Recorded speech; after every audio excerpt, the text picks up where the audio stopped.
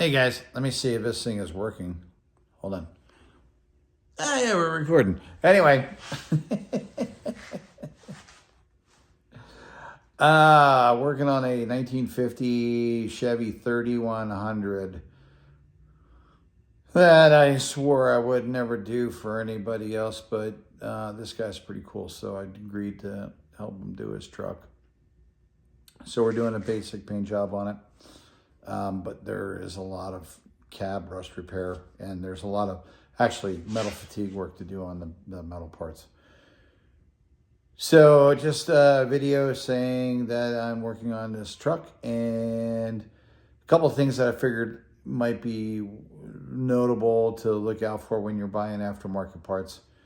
On this vehicle, we had to get some aftermarket rust repair panels. We got the cab cowl panels, the cowl side panels, and we had to get the inner cowl panels. And the inner cowl panels are pretty good, but they're missing some parts. You know, none of these parts are perfect aftermarket parts. They're always missing a curb somewhere, or the press is in the wrong, like a body, the accent lines are pressed in the wrong place, which is on a couple of these parts we're finding out. But some of the parts are made really well. Like I did buy a right rear fender and a running board for the truck, and those look really good. They look like pretty high quality. So we're using those, and the rust repair panels have some issues, but they're usable. I mean, they are usable, but you have to put a lot more work on it. Nothing is ever like trim a part off, then you trim your replacement part to the butt weld and then go. It's never that easy. So just some things to look out for. Anyway, let me turn you around. Ta-da! Here's the project we're working on. So I replaced that cowl panel right below the vent because I wanted to maintain that vent. That was probably not going to be pressed really well from the factory. So we didn't want to get above that, or pressed really well from the aftermarket stampers. So we didn't get above that. Replace the inner footwell right there, side panel. That fits okay, although it doesn't have the bend around. It goes around the cab, and I'll show you that here in a second. And then the rear rust repair panel down there, the cab corner, and the inner cab corner. The inner cab corners are really good. Those actually looked really, really nice. And they fit fairly well too. Those were easy to put in. But the outer cab corners, you know, not so much. But they're not too bad. So basically, one of the things of issue are right there. Let's see if I can get closer to it.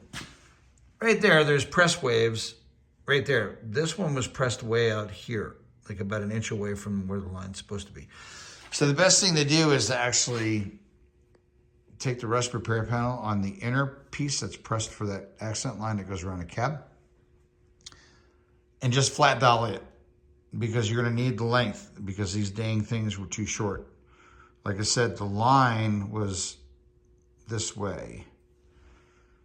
So yeah, I would suggest if you got the outer cab corners, just to dolly that accent line flat, because you'll need the length of the metal, and then set it up there, and then come back and make the line in the metal when you figure out where it's going to be. Oh, excuse me.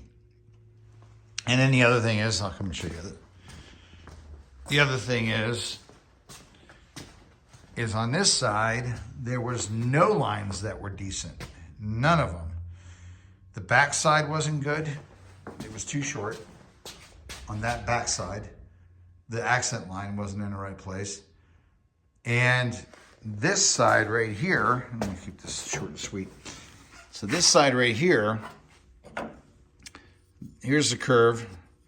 This is the part that I'm gonna have to weld in. So you see that right there? Two things. One, I had to mess around with the curve to get it to fit on the existing cab drop there. And then I have to get it to fit that, and I'm gonna plug and butt weld it too. Just gotta get it fitting right.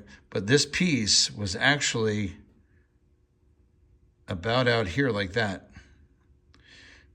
So I removed a whole bunch of metal right here just to get that to fit right to the door and to the cab corner, to the pillar, cab pillar corner. So just things you got to do to get stuff to fit right. You know, crazy stuff. So inside looks pretty good. It's about welded. I got to clean that up too, get those welds knocked down. And we'll continue on the rust repair on this bad boy. I get the floor. Had to make a section of the floor. Had to make that section come out, protrude, but the actual real section curves around like that. So when I get the actual kick panel for the inside, then I'll come back and I'll make that curve. Make it fit that piece. Yeah, so we're coming along. Anyway, that's the project. 1950 Chevy 3100 pickup truck that I came out of retirement to do for a guy. So, cool. Anyway, peace out, people.